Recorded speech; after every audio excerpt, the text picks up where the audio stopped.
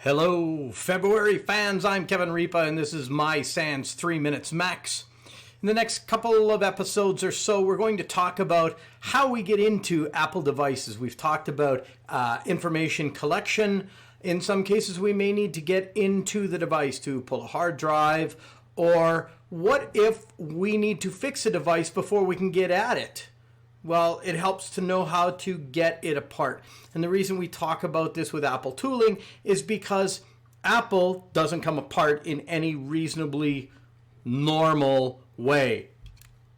Like my little hood. So I'm going to talk about some of the tools that I use to get into these devices. And the first one you see here is this magnification headband. And I can even go a little bit more magnified. There's a light here. Very, very helpful when it comes to trying to get at things like that little, the little screws here to get into a phone. So let's look at some of the tools at our disposal. One of the first things we see is this suction cup thing.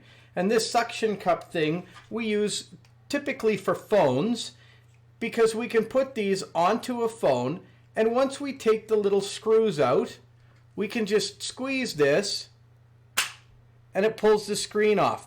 We need that because there's little ribbon cables in here that will rip if you open this up too far. And it's very easy when you're trying to pry this open with the wrong tools to lift that whole lid right off, and it tears that cable, and then you've got even bigger problems.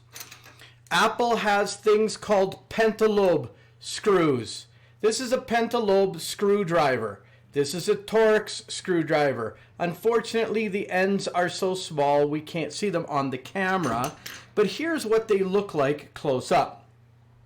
So you can see one has 5 lobes and one has 6 lobes.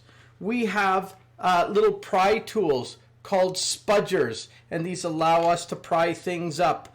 We have these little guitar pick looking things that we would use on an iPad because we have this eye opener thing. We put this in a microwave for 30 seconds, heat it up, and we put it around the edges of the iPad. That loosens the glue, and then we can start prying underneath the screen with these guitar pick things and leave them in locations around the screen until we have the whole thing released.